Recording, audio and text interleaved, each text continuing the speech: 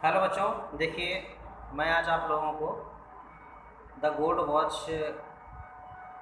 जो लेसन है short story का कक्षा 12 का, उसके विषय में मैं आपको बताने वाला हूँ आज। और ध्यान से सभी लोग आज आप उसका अध्ययन करेंगे। आज मैं आपको इसकी स्टोरी बताऊँगा, पहले इसका लेसन भी पढ़ाऊँगा। पहले आप स्टोरी से समझ लीजिए तो आसानी रहेगी। तो मैं आपको बता दूँ कि इसमें होता क्या है। सनकू नाम का एक व्यक्ति होता है जो कि बहुत ही गरीब होता है और उसके पास पैसा भी नहीं होता। पिछली अनेक रातों की तरह सनकू एक दिन की रात को सो नहीं पाया। वह अपने बिस्तर पर करवटें बदलता रहा, किंतु इससे कोई काम नहीं बना। भाई, करवटें बदलने से कोई काम थोड़ी बनता है। आपके पास पैसा ना हो, काम ना हो, करवटें बदलते रहें तो कुछ भी नहीं होगा। तो वह जितना अधिक सोचता था उसकी चिंता उतनी अधिक बढ़ती जा रही थी।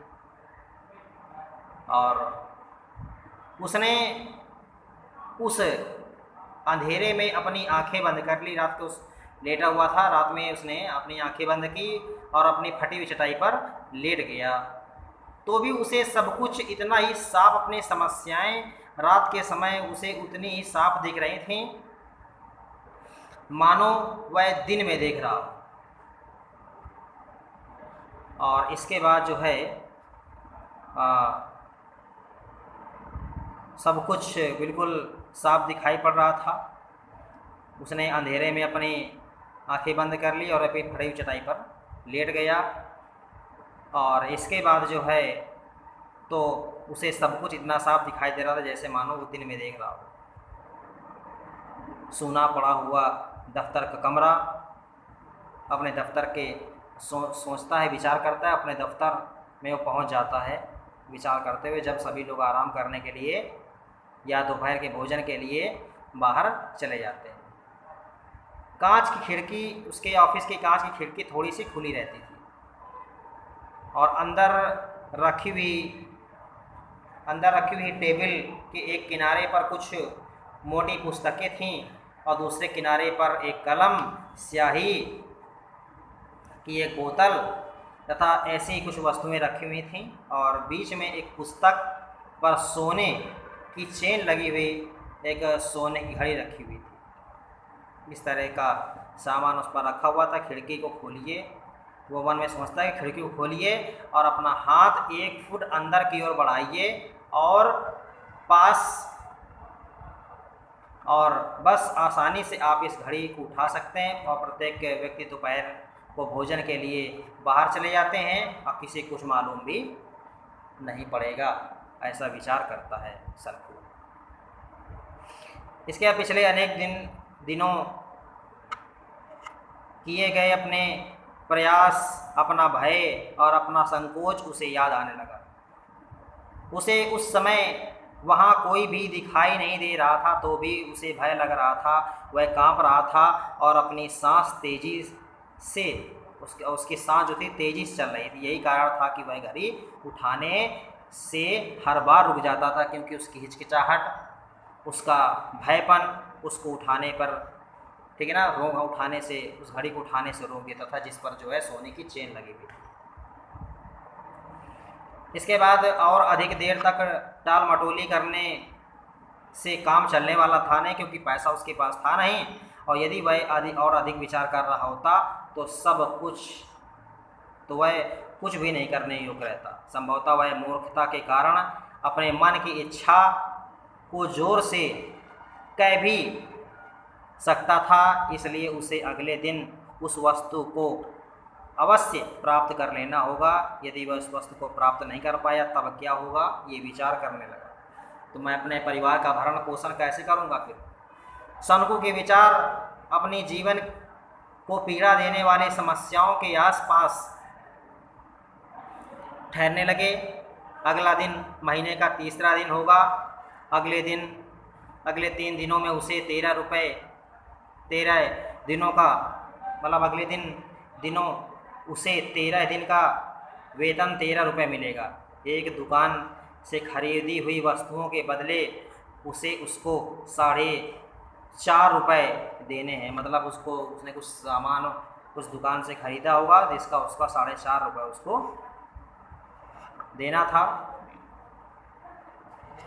इसके बाद तब उसके पास 8.5 रुपये बचेंगे। पिछले महीने अपनी माँ की मृत्यु की बरसी के लिए जब वह घर जा रहा था तब उसने फंड से जो 10 रुपये लिए थे उनमें से अभी तक केवल 5 रुपये चुकाए थे। उसे बाकी के 5 रुपये भी 6 रुपये के हिसाब से 6 रुपये के हिसाब से जो है उसको चुकाने थे। 6 रुपये प्रति माह के ब्याज के हिसाब से चुकाने थे। चाय की दुकान पर पिछले चले आ रहे 1.5 रुपये के अलावा 2 हफ्ते के 3 रुपया से अधिक देने थे। चावल, बीड़ी आदि वस्तुओं के उसे अली के 6 रुपये देने थे। अली नाम के व्यक्ति की एक दुकान थी, उसको भी उसको पैसे देने थे जहाँ से बीड़ी बंडल लाया करता था वो। मकान का किराया 3 रुपये प्रति माह था। उसकी पत्नी ने उसे याद दिलाया कि 1 रुपया मछली वाली को भी देना है। सनकू के मन ही मन सारी धनराशि को जोड़ा और जोड़ करके उसकी ज़रूरत उसको समझ में आई कि नहीं यार, ज़रूरत तो मुझको है ही है, पैसे उधार देने सबके और मुझको 13 रुपये मिलने हैं। उसको केवल 8.5 रुपये मिलने वाले थे और उस पर 22 रुपये 13 पैसे कर्ज था। 8.5 रुपये मिलने वाले थे। उसकी और भी दूसरी आवश्यकताएं थीं। उसने 3 रुपये अपनी पत्नी से उधार ले रखे थे। यह उधार उस धनराशि में से था जो सनकू की पत्नी ने धीरे धीरे इधर उधर से पैसे जोड़ करके जमा किए थे ताकि वह अपने छोटे बच्चे की कमर के बांधने वाली जंजीर ला सके। कमर में पहनने की जो जंजीर होती है, अपनी पत्नी से वादा किया था कि वह अपने उस महीने के वेतन से उसे कमर की जंजीर खरीद कर ला देगा। ठीक है ना, खरीद देगा। सनकू का हृदय अनियंत्रित होकर तेजी से धड़कने लगा। अपने हृदय की धड़कनों के बीच में से उसे सुनाई पड़ने लगा चाप वाले चुंगी का तीसरा स्वर, अली की खोखली हंसी और बेहुदी गालियां और फंड के इंचार्ज लोनप्पन की क्रोध से भरी बातचीत उसको चारों तरफ सुनाई दे रही थी।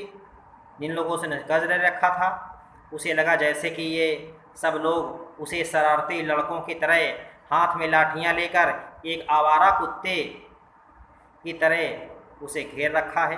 कितना भयानक दृश्य था। इन सबको